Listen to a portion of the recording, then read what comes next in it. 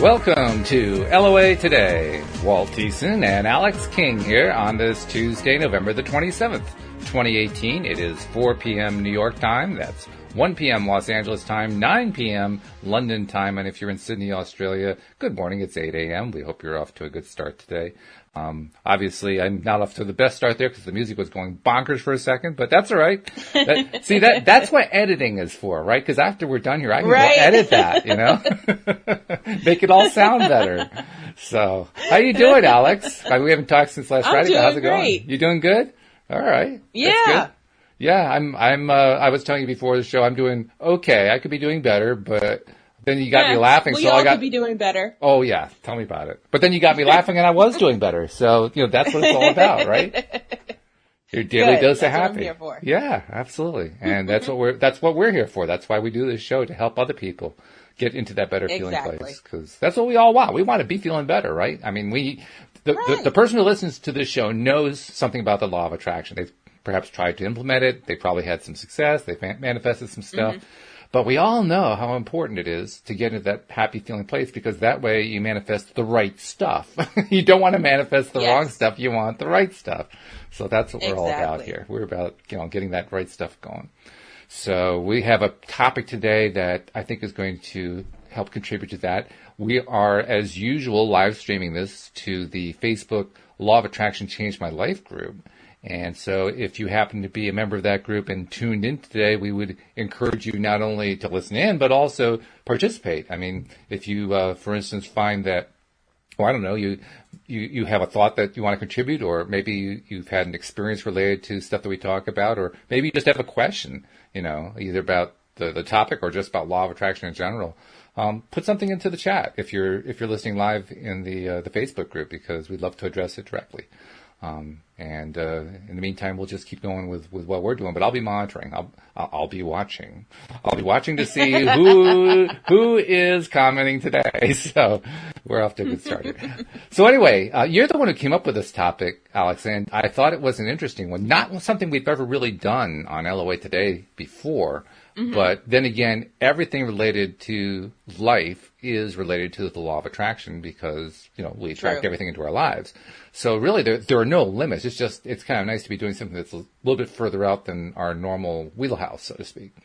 Right. And codependence is definitely a big deal out there. There are a lot of people dealing with codependence and with the ramifications of it in their lives. Mm-hmm. There are support groups. There are 12-step support groups for people who are codependent.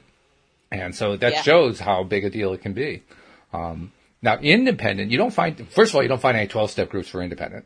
I don't know why. There should be. I mean, it doesn't feel like there should be. They're independent. They're doing it on their own. Oh, is that what it is? Oh, all right. Yeah.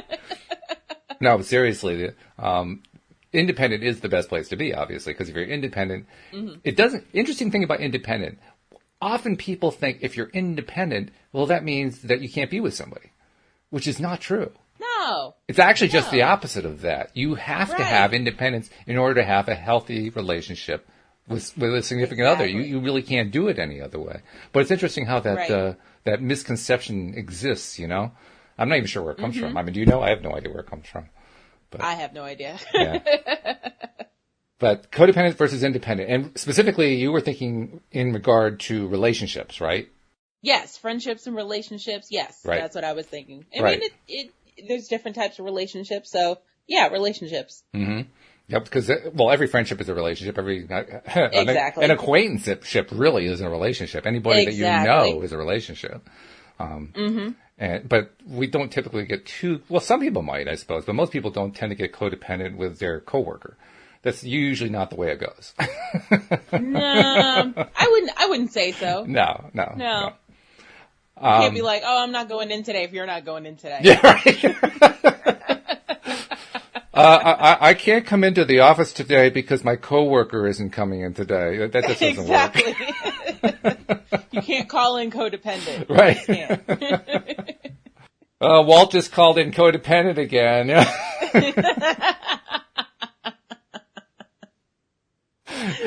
Doesn't quite work. No, it definitely doesn't. But seriously, let's get to where the topic came from, because you did come up with it. what were you thinking about? I mean, we came up with this topic a week ago, or more precisely, you came up with it a week ago. But what were you thinking about at that particular time that made you decide this is the way to go? Because we just finished anxiety, so I figure it must be tied in some way to that. But what was the thought process? Not really, but yes, in a way, because I was thinking when we were talking last week about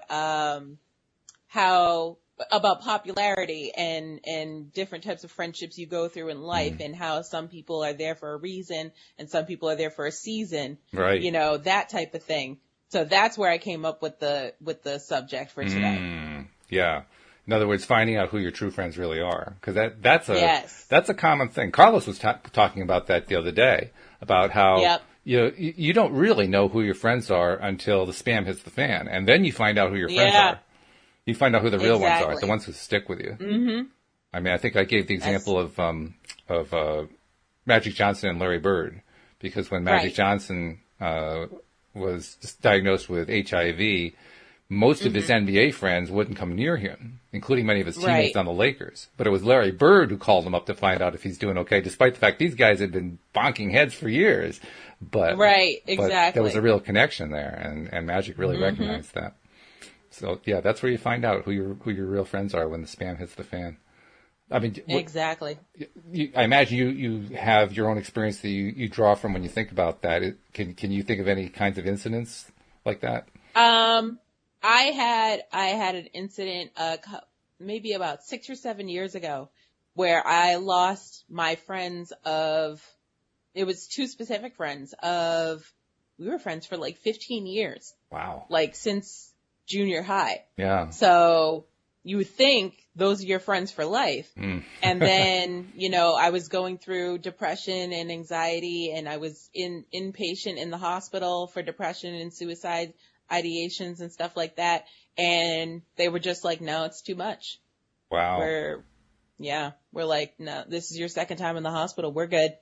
Second time, I've heard that not so much in the hospital, but I've heard second time a lot from people. Yeah. How, the friends, the ones who are really the pseudo friends, they'll give you one try, but the second time around, forget it. They're done. Yeah. And it's like, okay, I gave them my shot. I gave them their space, but it was ridiculous because it was to the point where they were like I'm calling and I'm like, hey guys, what's up? No one's answering the phone. No one's calling me back, and no one's giving me an explanation as to why. And so to this day, I still don't know what the reason was. It's almost I'm like just assuming. When I was in school, I don't know if this is true when you were in school, but when I was in school, one of the things that kids would tease each other about was having cooties. So if you had cooties, you were something that nobody wanted to be anywhere near you. So it was like you had cooties, right? Exactly. They weren't going to come anywhere near you. Wanted to play with me. Yeah, yeah. I suspect that the same people who made up the whole concept of cooties were the ones who wouldn't call you back. That's usually the way most things work. Right? So that's what happened to me with that one situation. But so I mean, it took years to get over it. The worst part is they decided to dump me for my sister. So they became friends with my sister, and now my sister and them are hanging out, and I'm like, what about me? What happened? Why did I get traded in? What happened? Right. Yeah. And no one would explain to me what I did or what they did or what the situation was. Well, one thing I know for sure is that it had nothing to do with you. Well, I know that now. Yeah. Hindsight being 20/20. Well, clear mind and everything. Well, also, I have Abraham's sight. Yeah. That's one of the things that Abraham Hicks teaches, right? They teach very clearly that in like 99% of the cases where there is somebody who is looking askance at somebody else for whatever reason, under whatever circumstances they are, the person who is looking down their nose or looking badly at somebody else is the person who has the problem. It's not the person who they're looking down their nose at, even though we tend to think it's the other way around. It's like the bullies in school. Those are the kids with the problems. Yes, exactly. Yep. And it can work either direction. It just depends on who's doing the transference, who's doing the what's the word I'm looking for? The projection. Who's projecting their own stuff on somebody else? Exactly. Which can get very confusing. It can be. Yeah. Because when you're on the receiving end of that, especially if you're in need, if you're in a vulnerable place, right? That's just very confusing. I mean, you don't know what to do with it. Yeah, exactly. I was left with no friends. So I was like, so I just, started reaching out to my older friends that are from, let me see. One of them, my brother from another mother, my B-fam. We've been friends since 4th grade. So, I started reaching back out to him and my original friends and they stuck with me and they're still with me to this day. So good for them. That's a real friend right there. The person who sticks with you no matter what. That's a genuine friend. Yeah. The person that checks in on you, are you doing okay today? That type of stuff. Yeah. Yeah. That's the real kind. That's the real deal. Exactly. What is it? Where does codependence fit into this, do you think? I felt like maybe my relationship with the two friends that I lost was codependent because I felt so lost when they disappeared. Like I was just like, well, how do I go on without them? Mm-hmm. And then I was like, there's got to be more to me than just the two of them. Like, but it's like that's what I did during my day. I would call, and talk to them all day. Mm-hmm. So it's like, what was I doing with my life? So that's how I felt like it was a codependent relationship. Because codependence is basically depending upon the behavior of somebody else for your own happiness. Yeah, yeah. So in this case, it was you depending on them to what? I don't quite get it. Basically, because I was going through depression and everything, I would call them to hear about their day for them to cheer me up. So they were like my cheer up squad, Mm-hmm. Mm-hmm. Or to distract me and take me away from whatever I was going through, That I have to say that is prevalent. That's almost normal.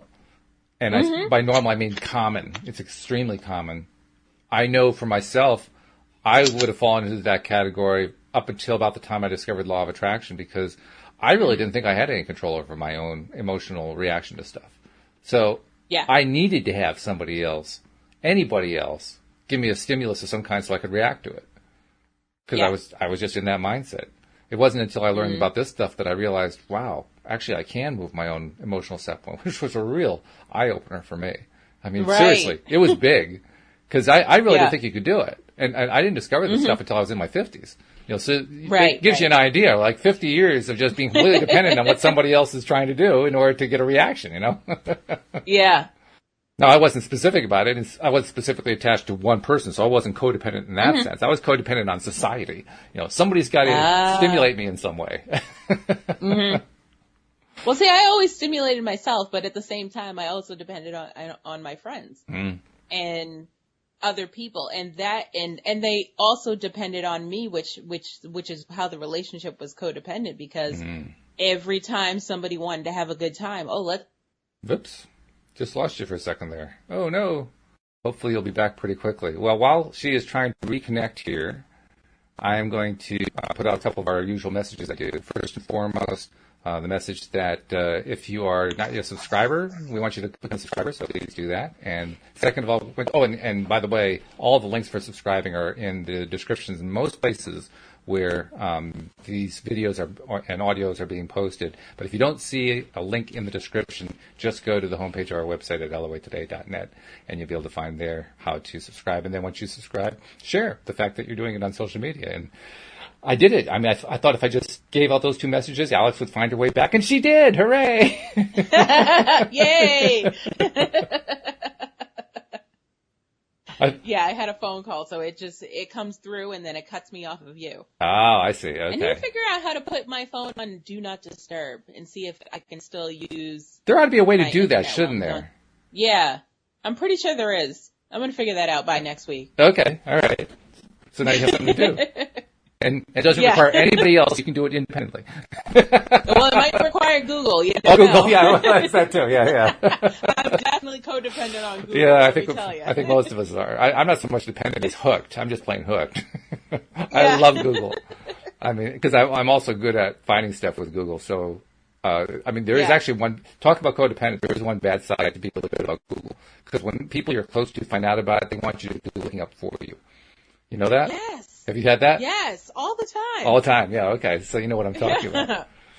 People know I'm really good with Facebook, so they're always like, "Oh, how do you do this?" And I'm like, "Now I get to screenshot the pictures and draw arrows to where you're supposed to press." And but then I'm like, "Okay, be a nice person. It takes 5 minutes out of your life. Just do it." Well, I'll tell you, I actually had a little bit of a meltdown about it the other day because my sister called me up for computer help, and I'm like, the go-to computer guy. Anytime that somebody needs help with something, they call me up. And she caught me at a time where I was just feeling, kind of emotionally out of it. And my whole reaction was, no, not one more. I'm done. No more. I can't take this anymore. I even voiced it to her. I said, look, this isn't just you. This is me. This is me reacting to everybody. But I'm so tired of everybody calling me up and saying, hey, can you help me fix this computer problem? And who do I get to talk to, right? If I have a problem, who do I call? Everybody's calling me. There was that kind of a meltdown, right? My sister was very understanding about it. She did get the help anyway, but nevertheless, she was understanding about it. Yeah, that's a good sister. Yeah. Well, I also have to give her credit too, because long before I got involved in these more woo-woo kind of topics like law of attraction, I was not a believer at all. And my sister was, and she was trying to introduce me to psychic phenomenon and astrology and all this other kind of thing. I just kept shaking my head like, yeah, okay, yeah, right, PJ, yeah, sure. And, just completely dismissing the whole thing. Now, all of a sudden, I'm having conversations with her about the stuff that she used to tell me about. So, right. Well, some of us come to the table a little bit late, but. Yeah, I feel you, because my brother just got into law of attraction, so he's telling me all these books that I don't like to read books, so he's telling me all these books, and he's like, yeah, and then there's this theory and that theory, and I was like, dude, I'm like 10 years ahead of you, but, good for you, though. A for effort. I appreciate A for effort, absolutely. Glad we can have a conversation about it. It is interesting, though, how much acceptance it's gotten. I think the secret had a lot to do with that because that was so popular. But I'm still in the mode of, somebody asked me, oh, you do a podcast. What's your podcast about? Oh, well, it's about this thing called law of attraction. And no, a lot of people aren't really interested. Oh, yeah, I've heard about that. Really? I get shocked when I have the defensive side that says, well, geez, I don't want to offend somebody else. They're going to be upset because I'm attacking their religion or something like that. I have this preconception. And then they come, oh, yeah, I've heard about that. Really? Just surprises me every time. Every time. Oh my God, I know the feeling. So let's get back to codependent versus independent. And by the way, I want to say a couple hellos because we are getting some hellos from people in the audience. So Jeffrey and Bronwyn both said hello. Hello to the both of you, or Bronwyn, excuse me. Both, and Bronwyn had a really nice little smiley. So Jeffrey had a great big smiley. So we're getting smiles from people, which is nice. Good stuff. And I see Jamie's connected in too. Jamie's one of the admins of the group, so that's like one of the heavyweights. Yeah. Well, hi Jamie, nice to meet you. Yeah. So codependent versus independent. We were starting to talk on that before the phone call rudely cut us off. But independent is where I think we all want to be, especially when it comes to being LOA practitioners, because when you're independent, you're not looking outside of yourself so much. I think that's a key portion of being independent, don't you think? You're looking internally. You're trying to get your answers internally. You're trying to communicate with your inner being and all that kind of thing. And not that being independent necessarily means you do that well. I mean, I've been pretty independent for quite some time, but doesn't mean I've always been really good at talking and getting answers inside. A lot of times I get silence. It's like, anybody in there? Hello. Testing. Is this thing on? Right. Exactly. But I also have had pointed out to me by especially my co-hosts who are life coaches that we all get answers from inside. And the way to understand that is anytime that we have an emotional reaction to something, that's actually an answer from inside. Because this is the Abraham theory, right? The Abraham theory is our inner being always looks favorably on us, always sees us in the happiest, most positive light. So anytime that we are feeling good, we're in agreement with our inner being. That the connection is a clear, what they call in alignment connection. When we're not feeling good, we're out of alignment with our inner being. So our inner being is saying, yes, yes, yes. We're saying, no, no, no, no, no, no. And we're in disagreement. So it becomes actually a nice little tool, because if you want to ask a question, if you can get a feeling out of the question, if the question leads to a feeling answer of some kind, you know how your inner being is responding without having any words, without having signs, without having pictures or images or anything like that. Just by knowing how you're feeling. Now that's pretty cool. Yeah. The fact that we can do that. I get signs and I'm not gonna say visions, but what's the word I'm looking for? I don't know, but I do see things ahead of time. You do. So these are precognitive signs. These are these are signs of stuff to come rather than signs of what you've already been focusing on. Yeah. Like any cool stories? Let me see. I don't know. It's just deja vu a lot. Like I'll have a dream and then the next day it'll happen. It's part of that Aspie issue where I have with the racing thoughts where I have conversations in my head before they actually happen, but I already know the responses to the questions that I ask before I go into the situation. So when I wake up in the morning, I'm like, all right, I've already had this conversation, but here we go.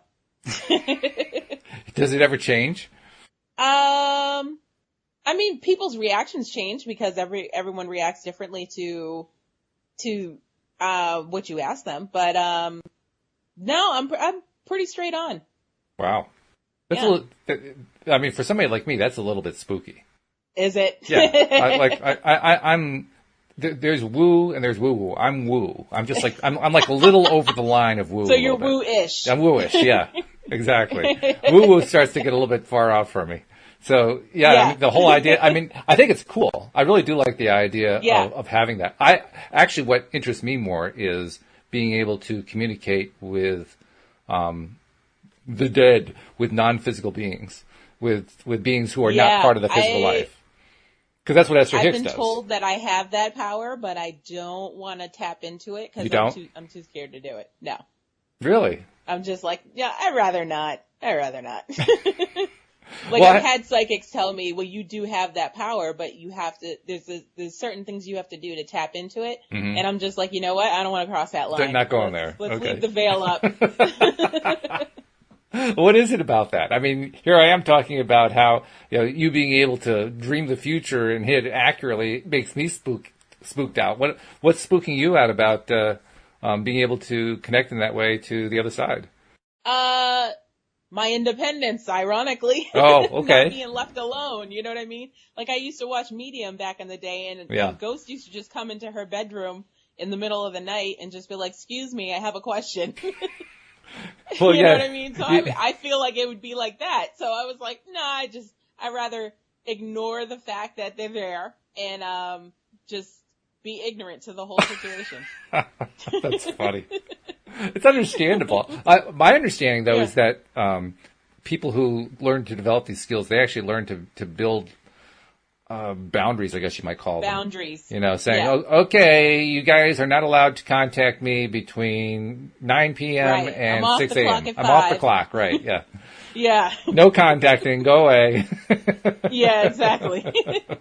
And which is cool, but I'm still like, I don't want my relatives to be like, hey, I'm over here. I just wanted to say hi. And I'm like, yeah, but you know what I mean? Like, I've already mourned you, so just stay over there. Don't come back and tell me things that I don't need to know. I'd rather not. Oh, I feel funny. like my grandmother who passed last year, I feel like she would be the one to come through, and she would be like, always, because she's always worried about me, because she was the one who I called during my depression and everything else. I was definitely codependent on her, and she always worried about me. Like, we talked for like 3 hours a day, every day. Wow. So I feel like she'd be the one, if she's not here now, she'd be the one who would be in my bedroom at 2:00 in the morning going, are you okay? How are you feeling today? Did you eat today? You know what I mean? So I'm just going to draw that line where it is. Well, I have been reassured, and mostly by my sister, who's really all into this kind of thing. I have been reassured that when people are on the other side, they may use that kind of behavior to make it clear to you who is contacting you, but they've actually left all that stuff behind. I don't know if that makes you feel any better, but that's what I've been assured of. That because, well, think about it. If once there's a reason why they call it heaven, and the reason is it's really good on that side. I mean, right. You know, it's a party atmosphere. That was the message that I got, or actually my sister got it when my father passed. Mm-hmm. My father passed 10 years ago, and she got a psychic message from him about 3 or 4 days later when she and my mom were in church together. And the psychic message, when she got it, she first recognized it because she's been taking classes in mediumship and psychic behaviors and so forth, and she recognized the symptom of it, made the connection, asked if it was my dad, got a yes, and being my sister, who she is, first question she asked him is, what's it like on the other side? Yeah. That would be my first question. Would it be? Okay, yeah. Well, that was her first question, and the answer she got back from him was festive. Oh. So it sounds like it's a good time on the other side, right? Yeah. I mean, that's a pretty cool idea right there, you know? Yeah. Plus, it was also confirmation for me that my sister wasn't making it up, because my sister would never use the word festive. That would be what I call a dad word. Right. That's a dad word. That's not a sister word. Gotcha. But, no, I've heard actually that kind of story, not so much my dad's story particularly, but that kind of story a lot where, you know, every single story of what's it like on the other side involves some aspect of just people just being happy and just, you know, living it up and feeling great and, you know, so much love being passed around and all that kind of thing, you know? So, yeah. I kind of assume if you're in that environment, you don't worry too much anymore. Worry doesn't really vibrate to that same level, you know? Yeah, that makes sense. So, I mean, unless your grandmother has found some way to be on the other side and not be a part of the party, which I guess I can't rule it out. You know, so if she's part of the party, I don't see how she could be, you know, the worrier anymore. Yeah. I don't know. She would be, though. She'd find a way to worry anyway? Oh, okay. She would. Yeah, I may be dead, but... She's like, my granddaughter needs me, so I have to hover. I'll be here. Hover. Oh, dear. Well, no wonder you don't want to have any messages. I can understand why. Exactly. You see what I'm saying? No, I like my private time, which is all the time. I'm very independent. We have a few messages. People have been commenting like crazy, particularly Jeff, Jeffrey likes to leave lots of comments during these. But he says, good. First one, big one he left was, are feelings of loneliness indicators that independence is not what you're really wanting? Interesting question. What do you think about that? That's an interesting question. Yeah. I don't think loneliness has anything to do with independence, because I'm an independent person, but I do get lonely at times. Like, I still crave a relationship with someone, but that has nothing to do with the fact that I can't be by myself. Right. Like, I still have me time and I'm still enjoying living my life and enjoying myself. But at the same time, it would be nice to have someone next to me. So I don't think one has to do with the other. Yeah, I don't think they have. Well, I think they can. That's when you start getting into codependence. But I agree. That's true. I agree with you that if you're truly an independent person, it's not really relevant whether you're lonely. Right. I mean, we may tend to associate one with the other, but that just shows codependence. Ah, yes. I think ultimately. That makes sense. Yeah, that's my opinion anyway. Bronwyn said premonition and had a smile face on it, so I think Bronwyn was reacting. Yes, that was the word I was looking for. Yeah. Thank you. Yeah. And Jeffrey says, woo woo woo hoo. I do that kind of work. It's a form of shamanism, not really like Hollywood. Like, okay. Well, he apparently has no problem, piercing the veil. It's okay. That's a good thing. Yeah. But to each their own. To each their own. Yeah. Yeah. Well, just because he doesn't mean you have to. It's exactly. It's like what your mom used to say. I am interested. Like, I do watch videos about it, and I'm interested in the other side, but not so interested that I actually want to communicate and ask the questions personally. Mm-hmm. Mm-hmm. Yeah. Yeah. So. But it is an interesting subject, though. I imagine that than when your mom said something to you like, so if your friend Cindy had to jump off a cliff, you would have to jump off a cliff? And you would say, no, I don't really have to do that. No, I don't. Funny stuff. Oh, what's this? Oh, I'm just picking up what I read before. So no big questions going on. If anybody does have questions, by the way, feel free to post them because we love addressing stuff like that. Yeah, I'm open to anything. Anybody got any questions? Doesn't even have to be about independent or codependent either. It can be just about, LOA in general, issues that you're having or whatever. It's just occurred to us that given the role that the very extensive role that codependence plays in society, it's going to come up a lot when it comes to trying to manifest stuff. Because when you're codependent, codependence is going to be tough for somebody who's deliberately manifesting. Because if you're dependent upon somebody else for how you feel about things, you have to wait for somebody to deliver the right feeling before you can deliberately manifest. Yeah. That's like, right. That's not a good thing. No, that's the opposite of what you want. Yeah, pretty much. Yeah, that's not a healthy place to be at all. Right. I have never really been in full codependence mode, so I'm not really sure what it's like. My wife, when she was young, she's told me about times that she was in that kind of a mode. And in fact, that was one of the answers that she gave me. My wife and I met when we were in our early 40s. So we met fairly late in life. And we often speculate, well, why didn't we meet sooner? Because we really, we're a good fit for each other. We just get along so well, and we're like-minded. And her first reaction was, well, if you had met me back when I was codependent, you would have turned and run the other direction. And she's probably right about that, Yeah, exactly. Because you gotta be in the right space in life. You do, yeah. Codependence is actually very unattractive, except to another codependent person. And even then, it's more like a war. Because then you're like, oh, I'm needy. Well, so am I. So let's need each other. Let's be needy. Yeah, let's be needy together. Yeah. But even that doesn't work because it doesn't. Both parties are needy, and they're both looking to each other to fill the need, and neither one is doing that because they're both looking to the other person to fill the need. So that tends to fall apart pretty quick. Yeah. So codependence is definitely a bad place to be in many ways. Yeah. Whereas independence, and that's one of those words, I'm looking for another word. I mean, independence is good. Don't get me wrong. It's just that independent still has the concept of dependence on it. And that's what I want to get away from. I don't want to depend I see what you're saying. On, in any way, I don't want to feel like I am depending on somebody else for my happiness. I don't want to depend on somebody else for my livelihood. I want to depend on somebody else for, I want to feel that I'm the empowered one. And that's the thing about independence. You're depending on your inner self. Yeah. I just see it as what we call a negative expression of something. We so often we express things as negatives, and we're warned against that. Abraham, for instance, talks about instead of being anti-war, be pro-peace. In other words, focus on the thing you want, not on the thing you don't want. So don't focus on the war part, even being anti-war, because you're still focused on war when you're doing that. So exactly, that's what I think about when I think about independence. It's still focused on dependence, just that I'm not dependent. I am not dependent, and I'm still dependent because I'm thinking about dependence.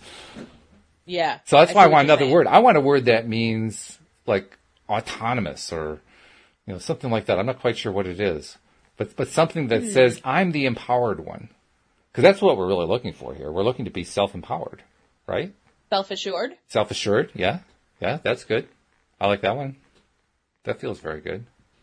And very different from codependent at that point. Self-aware is another one. Yeah. Self-confident, really. Yep. That's a good one. And self-loving. Yes. Loving oneself. That's most big. important. It is the most important of all. That actually I think is probably the biggest one, because I learned through doing mirror exercises how powerful that is. Right? Because when you're telling yourself, the first couple times it's kind of rough, but after you've been doing it for a while, it's kind of weird. It's really strange. It's like, I don't want to talk. I mean, I talk to myself all the time, but I don't want to talk to myself. Yeah, not that much. Like, oh, I love you. No, wait a minute, hold on. Yeah, like I have a hard enough time taking compliments, so for me to compliment myself, it's really weird. But that's all the reason, of course, to keep doing the exercises, right? Because we want to get past that part. I mean, taking compliments, you got to be able to accept a compliment. You got to be able to accept an appreciation. Because if you can't accept the appreciation, I just say thank you. I don't. I feel weird about it, but I still say thank you. Well, thank you for that.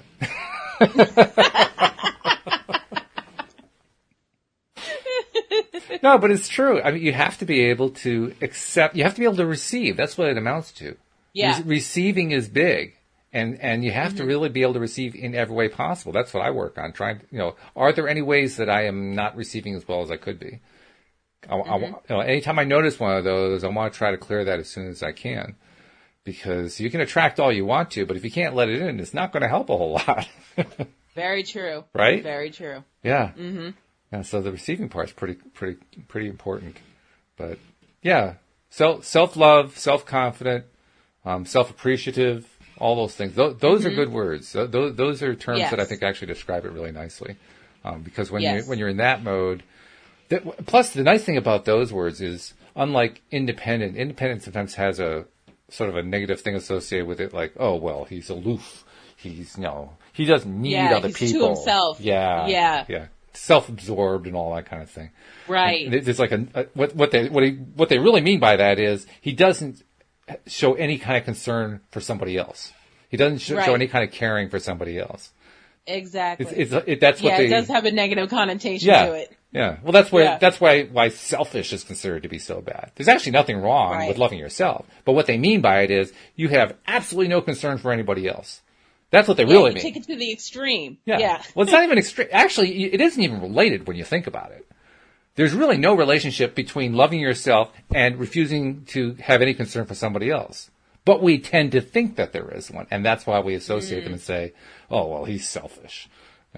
Okay. Yeah. I see what you're saying. Yeah, but there really isn't a connection there. It's an association we draw. But I always say I'm not going to do anything political, and then I say something political. So I'm not going to do anything political, and I'm not meaning anything political. It's kind of impossible not to these days. But I look at the President Donald Trump. I mean, Donald Trump is quintessentially selfish, the way that most people mean that, because what they mean is he is often cruel to certain people who are, his enemies, the people that are not his sycophants.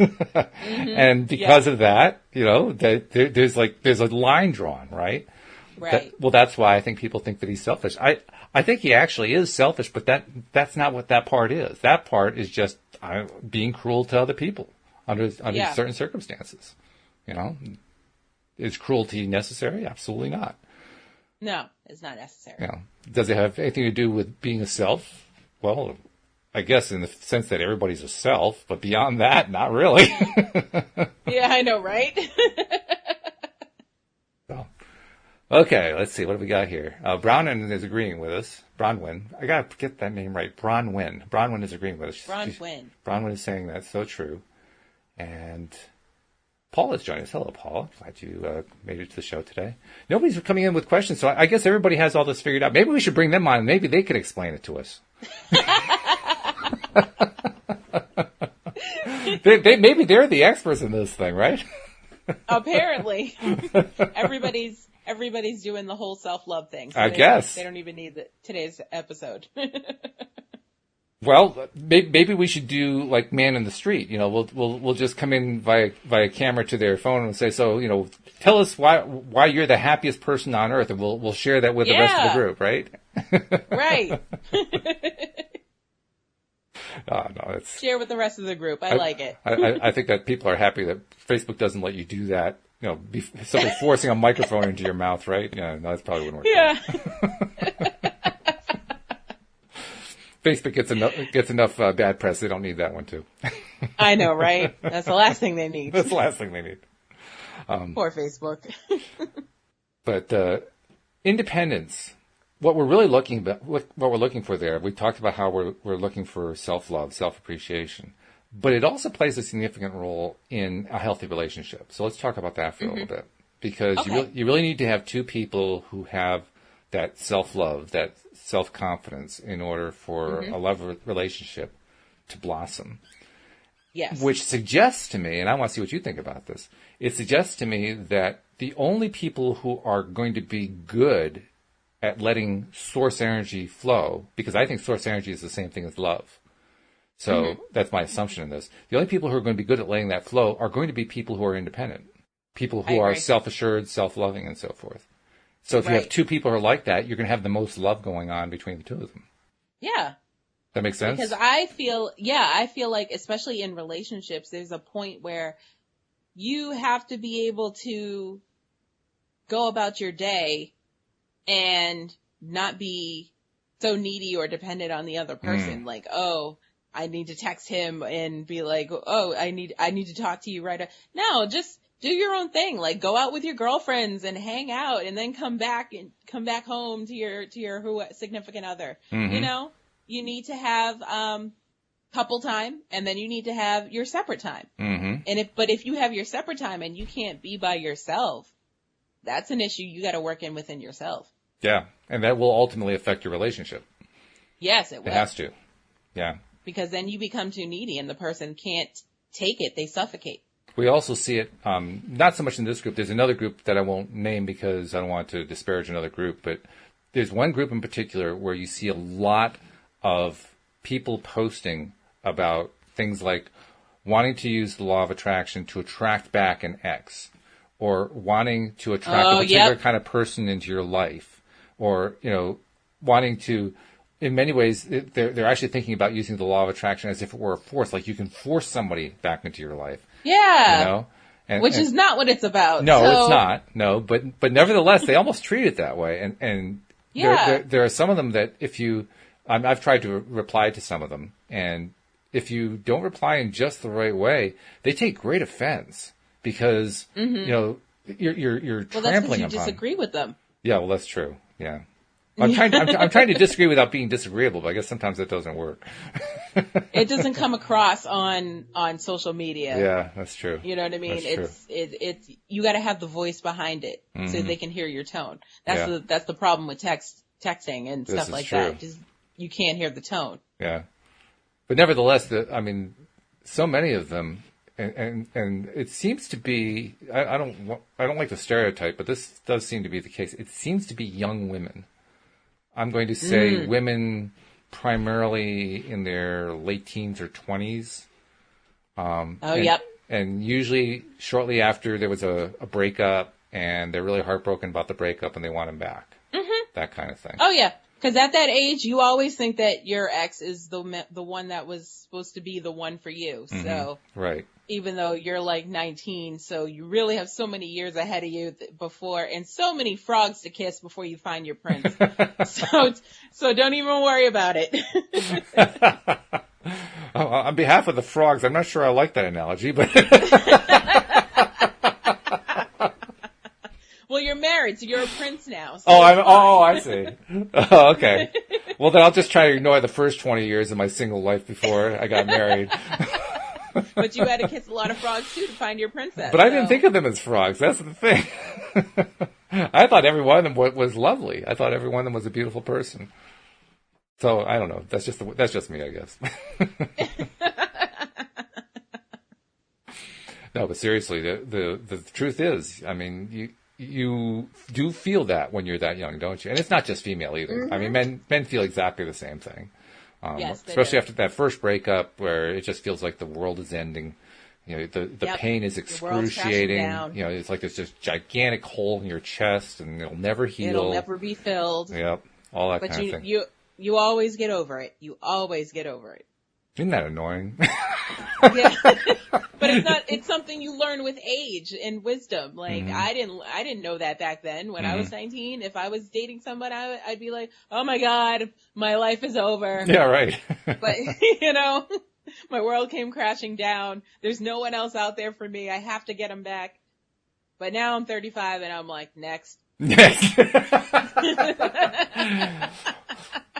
Say goodbye to that bus. Another one's coming. Oh, that's funny. I just said, thank you, Lord, for the lesson. Now let's move on. No, that's good. That is a very good way to do it. It fits in nicely though with the topic because ultimately, people, female or male, usually young, who go through that for the first time and try to find some way to get that person back because the pain is so excruciating, or because they're so desperate about getting that person, because that person is the perfect person. That is a codependent person. That's a person who's not really loving themselves as much as they need to.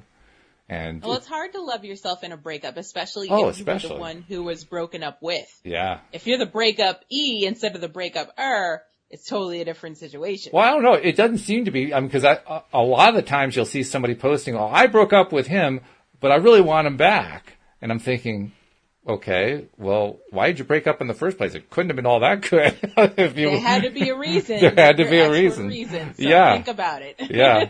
Like, you sure you really want to go down that path again? No, I feel like they're just lonely. You think that's what it is? Yeah. Like, it's better to be with somebody than to be alone, because then... Yeah, some people just can't be alone. They just can't be by themselves. Like people who are chronically in relationships, like jumping from person to person just because they cannot be by themselves. Like it's scary. Like they don't know who they are unless they're appreciating or loving someone else. Bronwyn, I keep screwing it up. Bronwyn had a comment. She says, I think people who don't want to waste the time and effort and start over again, it's being lazy. What do you think? I agree. You think it's like true? It's like quitting a job and starting a new one. Or not even starting a new one, but applying for new jobs. It's tiring and you don't want to do it. So you just rather not quit your job. Yeah, that's pretty sad, actually, when you think about that. By the way, Bronwyn thinks that that we're both awesome, so I had to let you know about that. Bronwyn thank you. Yeah. I appreciate it. Yeah, we appreciate Bronwyn, too. She's wonderful, too. I think you're right, and I think that I think it's once again an example of a lack of self-love. Because if you feel like you have to jump from one relationship to the next, like you said, you don't feel comfortable in your own skin being by yourself. Well, that means you don't think very much of yourself. Exactly. You crave that attention and what's the word I'm looking for? You just crave that I can't think of the word. Opinion. You crave the opinions of other people, so you need to be around someone else. So you have to be in a relationship because that's where you get your approval from. Yes. Yeah, and it isn't just approval. That could stem from childhood and what your parents did to you. So. Well, most stuff does. It's true. Yeah, true. But when you're in that place, it can also it's kind of an indicator. It's not just that you're looking for approval from the other person. You're looking for social approval. Oh, well, she's in a relationship. Oh, he's in a relationship. That means that there's something good going on about that person. So it's like vicariously getting your strokes rather than feeling good about yourself. Yeah, it is. Yeah. I mean, we all go through it. I went through it the other day. I saw a meme that said, "Everyone on my 600-pound life has a significant other." And I'm like, ouch. Yeah. What am I doing wrong? Well, having been there, I know exactly how that feels. And I wasn't 600 pounds. I just was 20 years without a significant other, and just it's miserable. It's been a while for me too, so I know what you're saying. It's a miserable place to be in. The best thing I can tell, I always wanted to be able to come through it and be able to give other people advice, like, okay, I found what the reason is, I found what the solution is, and if you do this thing, you won't have this problem anymore. It was very annoying to come through it and realize that my particular issue might be completely different from everybody else's issue. Exactly. It screwed up the whole plan. I mean, different. Here I thought I was going to have the final answer that would, eliminate the heartache for everybody, and no, I don't have it. Yeah. Oh, shoot. You tried, though. I did try.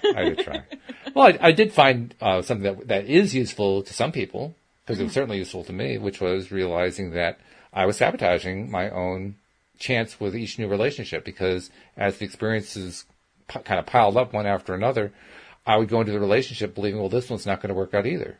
And I'd be right. So you were getting in your own way. I was definitely getting in my own way, yeah. And ultimately, the only way I was able to get out of my own way was to give up. I just threw in the towel. I said, I'm done. Yeah. And that's not a good way to think, but that's okay. Hey, at that point, whatever it takes, because I needed to break that cycle. That was the thing. That cycle was just deathly. That was just a horrible cycle to be in. So you got to break it some way. Once I got through it and broke through and, kind of let go of all that stuff, Louise showed up a month later and we've been together ever since. So, that's why I say timing is everything. Timing is everything. It is. But on the other hand, that's the universal timing. Yes. It's not like I have to do the timing. Yeah. No. Exactly. Yeah. Because when you let the universe time everything, then it's a completely different thing. It's kind of like riding a roller coaster. Like, where's the next turn coming from? More like that's why I just sit back and I don't worry about it. I'm like, okay, who's next? Because I'm just letting the universe do its own thing. Mm-hmm. I'm just here for the ride. Yeah. Yeah. I don't know, something about my analogy is I'm riding the roller coaster with a blindfold on. I can't tell where it's going next. All I know is that I'm about to be shoved against the side one way or another, and I have to deal with that. I just got the visual. Oh my God. Well, that's the way it is sometimes. I mean, my co-hosts, who are life coaches, and I and a bunch of other life coaches all put together a book that we published this past May of some of our favorite personal law of attraction manifestation stories. And the last story in the book was one that was mine and my wife's, our story together of when we moved, got new homes, got new cars, acquired new cats, and did all that with no money in the bank. And it was a crazy roller coaster. I mean, it was. I like it. It's great in hindsight when I describe it that way. Yeah. I mean, it sounds really cool when I describe it that way. Yeah. Doesn't it? When you're living it, it's hell. It's absolute hell. Right? Because you're like, oh God, what next? Oh. Well, literally, when I went to write that part, Louise and I were going to write it together, and she started writing, and I started writing, and she got about 5 or 6 paragraphs out and said, "Walt, I can't do this. I can't relive that again. It's just too painful." And so I ended up writing most of it because it was excruciatingly painful. But when stuff started to fall into place, it was like being gobsmacked. It's like, what the bleep just happened? Yeah. At the very last possible second. And that's what it was. It was always at the last minute, at the very last second. I mean, we knew we wanted to move. Louise wanted to come back to Connecticut. We were in Virginia at the time. Okay. And we had enough money for a move, and then our savings is wiped out. Our life savings is wiped out because we've been through like one bad thing after another. So, this is it. This is our last thing to do. We're going to move to Connecticut, and then we got to be successful from that point on, right? We both had cars that were over 10 years old. We acquired these 4 cats because they had been abandoned by people who lived across the street from us who had been evicted from their home and hadn't bothered to let anybody know about it. And so we just found one of these cats, came up onto our front step and introduced himself, and we ended up finding all 4 of them. And we were living at the time in a house where our lease did not allow us to have any pets. We had 4 cats in the house. So another reason we had to move, and we had to move soon. We had to move. We had to find a place to move to. We know what town we wanted to come back to. It was the same town we had lived in prior to moving to Virginia. When we came up here to Connecticut to look, we were looking not only for like an apartment or someplace we could afford, but Louise was also looking for work. At the time, my job was all online. It was self-employed, web design, that kind of thing. She, at the time, was working in daycare. So she needed to find some daycare to hook up with. And it took a couple visits to actually make that happen, which in and of itself was traumatic because we didn't hardly have the money for 2 trips, One trip was a lot. That's expensive. We had to make 2 trips. We finally find the job, and we find an apartment that we can afford, barely, but we could afford it. And we find out that we have 2 weeks to make the move. Wow. And we have a house full of things. I mean, we had a lot of stuff. Yikes. And my wife still had to work her old job. So, I mean, it just it was just insane the last 2 weeks. Yeah. On top of that, she couldn't drive that distance. It's like a 550-mile trip. And she needed me to be able to do the driving. Well, we had 2 vehicles. How are we going to do that, And both of them were on their last legs. Would they even make the trip? Right. Would they even get us there? Well, I won't tell the whole detailed story, but I'll tell you that both the car died the day before we moved. As I was in the act of selling it. I had literally just driven it back home from an errand. The guy shows up to buy it. He says, "Yeah, it looks okay." He opens it up, and it's drained of oil. There is no oil left in the engine. Oh, no. And I'm thinking, oh, my God, this is crazy. And now, this was an old car, so I was hoping I could get about $500 out of it. And I had asked $750, and I was willing to negotiate and all that kind of thing. Right. He says, "Well, I can't give you your price, but can I give you $500?" And I said, "Okay. Yeah, sure." You want to give me $500 for a car that leaks all its oil on the ground? Okay, sure. So I got rid of the car, and then the day of the move, we had previously arranged with the mover, because I wasn't even sure that her truck would make it up there. But he agreed he would he would tow the truck behind the moving van. I thought, oh, that's cool. That's a great solution. Yeah. I love that one, right? So we were going to rent an SUV, take the remainder stuff that wouldn't fit into the van and put it into the back along with the cats, two of whom we had to take to the shelter because we could only bring 2 cats with us. That alone was a traumatic story because we had to leave 2 cats in a shelter that was not a no-kill shelter. So we didn't even know if they were going to live. Oh, that was rough. But did that part. The movers show up on the day. They're packing stuff into the van. They're packing it to the roof. They can't even get everything in. We're trying to figure out what to take to the dump because they can't get everything in there. And then the mover says to us, "Oh, by the way, it says on the work order that you were to tow the pickup truck. The law won't let us do that. We can't tow your pickup truck." And I'm thinking, what the hell do we do? Right. This is a truck I was hoping I could get it up there and we could drive it around for a few months and then, sell it and get something better, that kind of thing. I mean, it was okay. It was not in bad shape or anything like that, but it had a lot of miles on it. And I was hoping to get maybe $1,200 for it or something like that. And asked maybe 15, that kind of deal. Well, that plan was shot. And then one of his moving guys came up to him and said, "Are you interested in selling that pickup truck?" Nice. I said, "Yeah, I'm open to it. What do you have in mind?" He says, "Well, I'll give you $1,500 for it." Oh, sweet. I was like, oh my God, this is crazy. And I agreed to it. And then after I agreed to it, the owner of the company, he approached the owner because he didn't have that much money with him. He says, "Well, can you loan me $1,500 so I can buy this thing?" And the owner of the company looks at it and he says, "Well, that isn't worth more than 12." So they came back and said, "Well, we'll give you 12 for it." And I said, "Okay," which is exactly what I had in mind, right? So they ended up buying the truck. We get the van packed off. They actually take off down the road. We're left, doing some cleaning in the kitchen and stuff like that. Mm-hmm. We're taking the last bits in the dark because there's no lamps in the house, and we had one kitchen light. That was our entire lighting that we're working with, and it's pitch black outside. We finish loading up our little SUV. We get the cats in there. We get on the road. We stop to get something to drink, and as we're driving up the highway, I just kind of stop. I mean, I'm driving, but I kind of stop mentally, and I turn to Louise and I say, "We don't own a car." What are we going to do? Because we just spent all of our money on this move. What on earth are we going to do, So we get up here, and we arrive at 4:00 in the morning, and we were exhausted. All we had was like an air mattress. We threw the air mattress down on the floor, went to sleep, and a half hour later, the moving van guy says, "Hey, we're outside. Can you let us in?" So after a half hour of sleep, and of course they were driving all night, so they come in, they move everything in. Next morning, we go looking for a car. We got to get a car, right? Yeah. Go up to a dealership, and we're Toyota people, so we went to a Toyota dealership that's not real close to us. The Toyota dealership wanted to put me into a car that I like a lot, but I couldn't really afford, and it wouldn't leave us any room to get a second car. We needed 2 cars.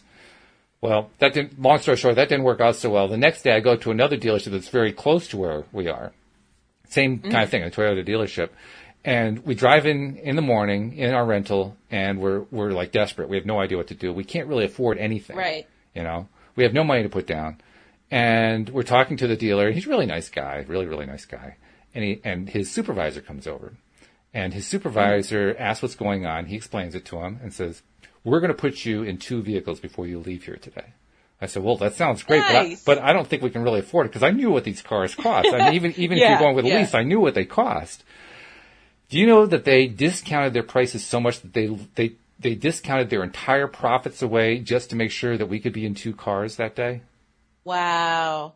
The prices that we got, so you can't get those prices going into a dealership. Right, you definitely can't. You know? and we drove off the lot with 2 brand new cars. So we came to Connecticut with no money and drove off the lot with 2 brand new cars with our 2 cats and our new home and a job for Louise. And all came like, bam, and all came together at once like that. It was crazy. Law of attraction, man. Law of attraction. So that's the story. And actually we're kind of over time, so we got to draw a line there. We are. but this has been good. I've enjoyed it a lot. And I hope people picked up some good stuff with it. I know that we picked up, having a good time. That's really what it's all about.